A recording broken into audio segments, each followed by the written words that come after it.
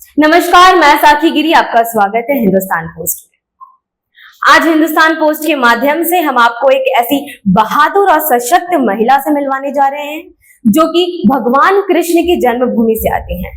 भगवान कृष्ण की जन्मभूमि पर कई अतिक्रमण और हिंदू सनातनियों पर कई अत्याचार किए जाते हैं, जैसे लव जिहाद, गैर कानूनी से सरकारी जमीन पर मस्जिदों का निर्माण करना इत्यादि चीजें। तो आज हम छाया जी से जानने की कोशिश करेंगे कि कैसे वो वहां पर कार्य करती हैं, कैसे सुझाव लाती हैं, लोगों की सहारा बनती हैं।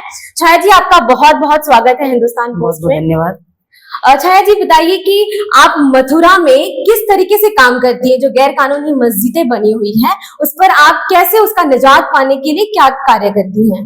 देखिए, ये एक ऐसा वर्ग है, मुसलमान वर्ग, कि इन लोगों को थोड़ी सा स्पेस मिल जाए, कहीं कहीं थोड़ी सी जगह मिल जाए, चाहे वो नगर निगम की है, चाहे वो एमपीडी की है, और चाहे वो रेलवे की है, सरकारी जमीनें हो या प्राइवेट जमीनें हो, जहां इनका लगता है कि हिंदुओं के 20 मकान भी और वहां ये 4 लोग भी रह रहे हैं, तो ये खोजते हैं, ये ढूंढते हैं कि खाली स्पेस हमें कहाँ मिलेगा। तो उनका एक प्रोसेस होता है कि पहले जाके 2 ईंट रखेंगे उधर, फिर उसको 4 करेंगे, 4 से 8 करेंगे, फिर कुछ दिनों बाद महीनों वेट करते हैं। पेशेंस बहुत है इन लोगों के पास, हम लोगों के पास पेशेंस नहीं है, लेकिन इन वर्ग के पास पेशेंस बहुत है। तो धीरे धीरे करके ये सालों का इनका प्रोसेस होता है। जब इनको लगता है हमें कोई डिस्टर्ब नहीं कर रहा है, हमें वॉच आउट नहीं कर रहा है, तो फिर ये वहां छोटी सी एक मजार बना देंगे। और सरकारी जमीनें इतनी खाली पड़ी हुई हैं, रेलवे को खुद नहीं पता है। अधिकारी आते हैं, काम करके चले जाते हैं, जैसे मथुरा में हुआ, अधिकारी आए और काम करके चले गए। उनसे अगर पूछो कि मथुरा में कितनी रेलवे की जमीन खाली पड़ी है, तो उनको नहीं पता है, एमवीडीओ को नहीं पता है, नगर निगम को नहीं पता है। सर्वे होता है तब समझ में आता है इनको कितनी जमीन खाली पड़ी है।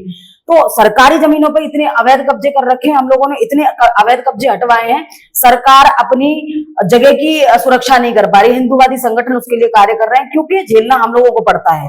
झेलना क्यों पड़ता है?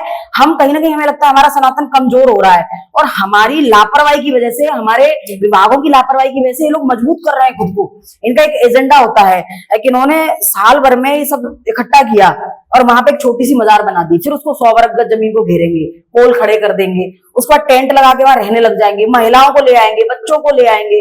फिर अगर विभाग अगर आंख खोलता है, सोता हुआ जगता है, वो देखता है कि हमारी जमीन पे कब्जा हो रहा है, वो वहां बात करने जाता है, तो फिर वो ये आक्रमण करना शुरू करते हैं, रोना पीटना शुरू करते हैं, महिलाओं से बदतमीजी कराते हैं। तो इनसे फिर खाली करवाना बड़ा इम्पॉसिबल काम हो जाता है। फिर वही है कि बड़ा एक सिस्टम लगाओ, फिर प्रशासन को इन्वॉल्व करो, बड़ा टाइम लगता है उस चीज में। तो वो ये ऐसा माहौल पैदा कर देते हैं, हिंसा का माहौल पैदा कर देते हैं लोग।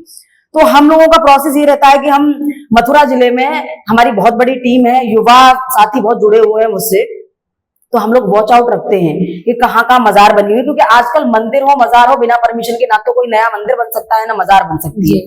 लेकिन मजारों का निर्माण कहीं कहीं हमें मिल जाता है। तो हम सबसे पहला प्रोसेस होता है, हम उनसे पूछते हैं परमिशन दिखाओ, कहाँ से लेके आए हो। स्ट्रांग है, हम मजबूत हैं, युवा साथी साथ में हैं, तो थोड़ा सा डरते भी हैं। अगर उनके पास परमिशन है तो फिर हम जाके, जिस विभाग ने उनको परमिशन दिया है, जिस विभाग ने उनको जमीन दी है, वहां जाके बात करते हैं। और अगर परमिशन नहीं है तो उसको हम खड़े खड़े तोड़वाते हैं, इसको टूटी। तो अभी आप जो प्रोसेस पूछ रहे थे, जैसे रेलवे की जमीन पे हमें लगा कि 10 साल, मैं 4 साल से काम कर रही हूँ, लेकिन 10 साल पुरानी मजार बनी हुई है।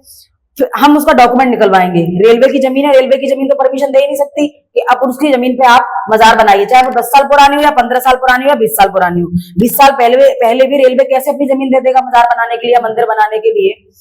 तो हम लोग सबसे पहले अधिकारियों से बात करते हैं, वहां एक रिटन कंप्लेन करते हैं, फिर अपने प्रशासन में कप्तान को, डीएम साहब को ये रिटन में देते हैं, और उनको एक समय, एक अवधि दी जाती है कि ये अवधि आपके पास है, ये आपकी जमीन है, आप इसको खाली कराइए, प्रोसेस के थ्रू खाली कराइए। अदरवाइज हम लोग जाएंगे, वहां हंगामा करेंगे, बुलडोजर लेके जाएंगे और हम उसको तोड़ देंगे। जब वो गैर कानूनी काम कर रहे हैं, उनके ऊपर कार्यवाही नहीं है, तो आप हमारे ऊपर करके देखिए कैसे गैर कानूनी काम करेंगे। तो ऐसे करके हम लोग साम दाम दंड भेद सब अपनाते हैं। ऐसा नहीं, हम कानून को हाथ में नहीं लेते हैं, पहले हम कानून के पास ही जाते हैं कि आप ऐसे ऐसे करिए। तो ऐसे करके हम लोगों ने बहुत मजारें उधर तोड़वाई हैं, करीब 30 से 40 मजारें जो अवैध बनी हुई है, और आज भी अभी भी बनी हुई हैं। कुछ मजारें तो इतनी बड़ी हैं जो मस्जिद का रूप ले गई। मजार होता है छोटा रूप और मस्जिद होता है बड़ा रूप, तो जो मस्जिद का रूप ले गई हैं, इतनी बड़ी बड़ी मजारें हैं और मस्जिदें हैं कि वहां पे 100-100, 200-200 परिवार रह रहे हैं। अब उन लोगों को डिस्टर्ब करना, तो एक बड़ा हमें प्लान करना पड़ेगा। तो अभी उस तरफ हम लोग जा रहे हैं और बड़ा प्लान करके उनको भी वहां से तो जब इस प्रकार का आप कार्य करती हैं तो इसमें कई कठिनाइयों का भी आपको सामना बहुत करना कठिनाइयों पड़ता का सामना होगा। आपको पता ही है, पूरे देश को पता है कि मुसलमान कैसा धर्म है, इस्लाम कैसा धर्म है, कितने विधर्मी है ये लोग, तो झेलना पड़ता है। जबकि हमारे यहाँ तो परसेंटेज में बहुत कम लोग हैं। उसके बाद ही मेरे ऊपर कई बार हमले हुए, मेरी गाड़ी के शीशे टूटे, और वो ऑन रिकॉर्ड हैं, प्रशासन को पता है। कानून कोई आपकी सहायता नहीं मैं वही करता कह रही हूँ, कानून कितना सहायता करेगा। और मुझे लगता है कि मैंने कहा ना, कोई संविधान, कोई कानून और कोई भी विभाग हम लोगों की सहायता नहीं करेगा। हमें स्वयं की सहायता खुद ही करनी पड़ती है। वो एक नाम मात्र की सहायता होती है। अभी मेरे ऊपर हमला हुआ, मेरी गाड़ी के शीशे को, तो एक सिंपैथी मिलेगी और कहेंगे कि आप संगठन वाले आइए और एक रिटन कंप्लेंट दे दीजिए। फिर उसका 6 महीने जांच चलाएंगे, फिर कहेंगे सीसीटीवी में कुछ आया ही नहीं, हम किसको गिरफ्तार करें। तो वो एक फॉर्मेलिटी के रूप में होता है। बाकी आपको अपनी अगर ऐसा काम आप करने जा रहे हैं, आप हिंदुत्व की लड़ाई लड़ रहे हैं, सनातन को बचा रहे हैं, तो आपको स्वयं की रक्षा स्वयं ही करनी पड़ेगी। आपको खुद ही सिपाही बनना पड़ेगा, खुद ही पहलवान बनना पड़ेगा, खुद की सुरक्षा खुद ही करनी है आपको। किसी से हम उम्मीद नहीं कर सकते। और मथुरा में, ऐसे आपने कल अपने वक्तव्य में बताया कि मथुरा में बहुत बड़े लेवल पे जो है कि वहां पे लव जिहाद में लड़कियां फंसी हैं, आपने कुछ लड़कियों का रेस्क्यू भी किया है, तो वो सब चीजों का कैसे प्रोसीजर होता है, कैसे लड़कियां वहां पे भटक जाती हैं, फिर क्या पूरी प्रोसीजर होता है उस चीज का? ये एक बहुत बड़ा षड्यंत्र है। आप देखिए, मथुरा में ऐसा नहीं है कि कोई ऐसी आबादी हो कि जिसमें मुस्लिम मुस्लिम बसे हुए हैं, अलीगढ़ जैसा माहौल हो, ऐसा कुछ नहीं है। उसके बाद भी ये लोग नाबालिग लड़कियों को फंसाते हैं। नाबालिग लड़कियां मतलब एक समझ लीजिए कच्चा घड़ा जिसको बोलते हैं, उनको समझ ही नहीं आएगा, उनको सपने दिखाएंगे। और कहीं ना कहीं मैं यही कहूंगी कि हमारे धर्म में, कहीं ना कहीं हमारी संस्कृति में कमी आई है, इस वजह से सारी चीजें हो रही हैं। आजकल सोशल मीडिया को देखना, बहुत छोटी एज में आप 4 साल का बच्चा अगर रो रहा है, 3 साल का बच्चा रो रहा है, तो माँ बाप का सबसे पहला फोन उठाएंगे, दे देंगे, गेम खेलो, उसमें कुछ भी देखो, चुप हो जाओ, हम अपना काम में लगे हुए हैं। तो ये जो प्रोसेस है ना, वो सब गड़बड़ करा रहा है। हमारे संस्कार संस्कृति जो खत्म हो रही है ना, उस वजह से लड़कियां बहक जाती हैं। 10 से 12 साल की लड़कियां हैं, 13 साल की लड़कियां हैं, उनको इंस्टा पे लड़के मिल जाते हैं। अच्छा, वो क्या है, कभी कभी तो ऐसे भी करते हैं, तिलक लगा रहे हैं और कलावा बांध रहे हैं, खुद का हिंदू नाम बता रहे हैं, उसके बाद लड़कियों को अट्रैक्ट कर रहे हैं। और वो लोग डेफिनेटली 10 से 15 साल लड़कियों से बड़े होते हैं।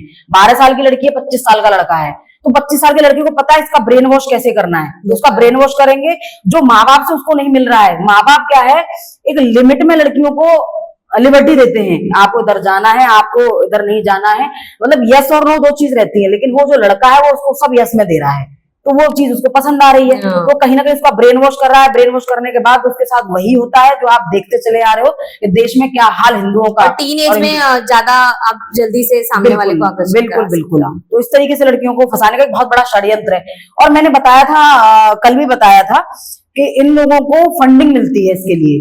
ओके। हम जैसे लोग, हिंदूवादी लोग इतना काम कर रहे हैं हिंदुत्व के लिए, तो मुझे नहीं, और जबकि हमारी आबादी बहुत है, जनसंख्या हमारी बहुत है, परसेंटेज बहुत है, उसके बाद भी हमें कहीं से आर्थिक और कानूनी भी सहायता हमें नहीं मिलती है। लेकिन इन लोगों को सिर्फ ये काम करने के लिए फंडिंग मिलती है। इनको जातिवाद के हिसाब से फंडिंग मिलती है। अगर ब्राह्मण की लड़की के साथ ये करोगे तो आपको इतना फंड मिलेगा, अगर शेड्यूल कास्ट की हिंदू लड़की है इसके लिए करोगे तो इतना कम मिलेगा। तो जितनी अच्छी कास्ट, जितनी हाई कास्ट, उतना ज्यादा फंड बढ़ाते हैं। तो ये अट्रैक्ट करते हैं कि बड़ी कास्ट की लड़की और हमें मिल जाए। तो ये सब इनका प्लान है, षड्यंत्र है बहुत बड़ा। तो अगर ऐसे आप, क्या हमारी ये वीडियो जो है हमारा बहुत सी लड़कियों तक भी जाएगा, बहुत लोग देखेंगे, उनके परिवार वाले भी देखेंगे, तो क्या आप ऐसा कोई सुझाव दे सकती हैं जिससे कि लड़कियां फंसे नहीं और घर वाले सतर्क रहें?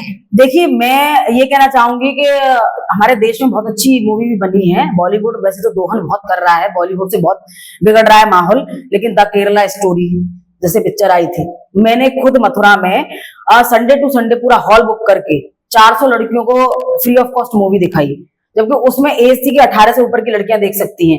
लेकिन मैंने प्रशासन के अगेंस्ट जाके और वहां का जो खुद का मैनेजमेंट था उनके अगेंस्ट जाके मैंने 12 साल से 25 साल तक की लड़कियों को मूवी दिखाई थी। उसमें एक एक चीज सच्चाई थी कि इन लोगों के साथ होता क्या है। हिंदू लड़कियों को पहले वर्गला के और ये सारी चीजें करते हैं, ये प्रेम जाल में फंसा के, अच्छे अच्छे सपने दिखा के ये जो करते हैं, उसके बाद क्या हाल होता है उस मूवी में दिखाया गया था।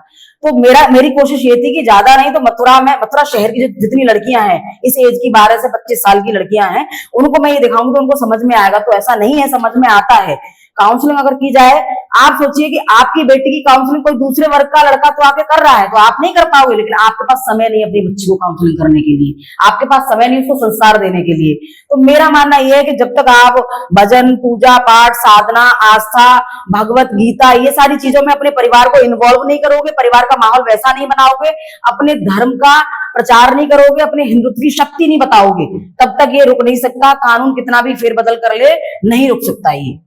तो एक महिला को सशक्त होने के लिए घर के साथ शस्त्र और शक्ति और ज्ञान सभी की जरूरत पड़ेगी, तो वो जाकर महिलाएं जो है कि अपने लिए स्टैंड ले सकती हैं बिल्कुल कहीं ना बिल्कुल कहीं। बिल्कुल।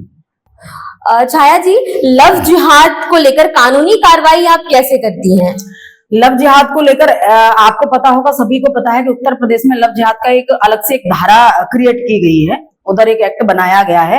लेकिन जब मैंने डीपली काम किया तो मुझे समझ में आया कि लव जिहाद के आए दिन केस होते हैं, तो मीडिया चिल्लाएगा कि लव जिहाद हुआ, सोशल मीडिया पे चलता है लव जिहाद हुआ, और दोनों वर्ग चिल्लाते हैं, हिंदू आपस में कहते हैं लव जिहाद का मामला पकड़ा गया, मुस्लिम अलग कहते हैं लव जिहाद में झूठा फंसा दिया गया। जैसे भी लव जिहाद शब्द बहुत चल रहा है, लव जिहाद लव जिहाद, लेकिन एक्चुअल में उत्तर प्रदेश में लव जिहाद जो चालू किया है, वो धारा जो स्टार्ट की है, जब मैंने डीपली काम किया तो समझ में आया कि लव जिहाद का एक्ट तो लगता ही नहीं है, धारा तो कोई लगाता ही नहीं है। Okay. अब क्यों नहीं लगाता? जैसा मैं महसूस कर सकती हूँ, एक्चुअल में मुझे जो काम करने में समझ में आया कि क्यों नहीं लगा रहे हैं, वो क्या करते हैं, उनके पास और भी अलग से धाराएं हैं, मतलब ऑल्टरनेटिव है उनके पास। वो लव जिहाद क्यों लगाएंगे? लव जिहाद क्या है, ये सरकारी रिकॉर्ड बनता है तो सीधा ऊपर तक जाता है, तो अधिकारियों को ऐसा लगता है कि अभी ये लव जिहाद नया स्टार्ट हुआ है उत्तर प्रदेश में, तो जिस जिले से जाएगा उस जिले के अधिकारियों पे गाज गिरेगी, ऊपर वाले लोग बोले अच्छा हिंदूवादी सरकार है, हिंदूवादी सरकार बोलेगी कि आप लोगों के होते हुए और इतना लव जिहाद कैसे हो गया, तो सब लोग बचाव करते हैं, अपना अधिकारी बचाव करते हैं, जो पुराने एक्ट चले आ रहे हैं उनमें लोगों को फंसा देंगे।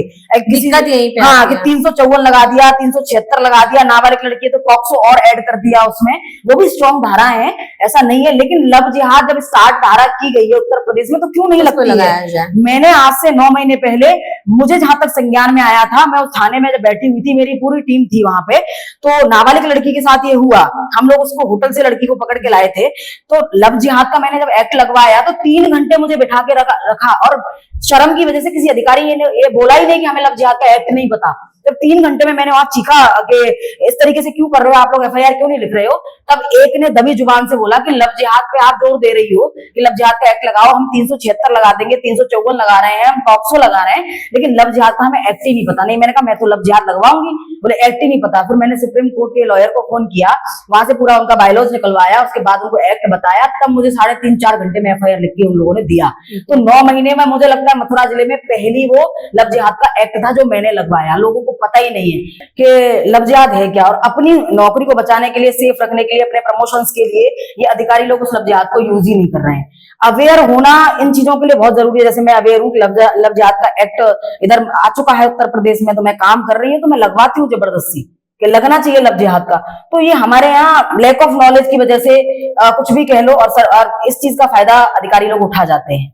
छाया जी, आपका बहुत बहुत धन्यवाद। मैं आशा करती हूँ कि आपके माध्यम से ये वीडियो जितने लोग भी देख रहे होंगे, उनके अंदर ये समझ बढ़े, ज्ञान बढ़े, और लव जिहाद और ये जो जितने भी प्रकार के जिहाद चल रहे हैं, अतिक्रमण हो रहे हैं, अपने लिए लोग उसके लिए स्टैंड ले सके। आपका बहुत बहुत धन्यवाद व्यक्त करती हूँ हिंदुस्तान। बहुत बहुत आभार आपका।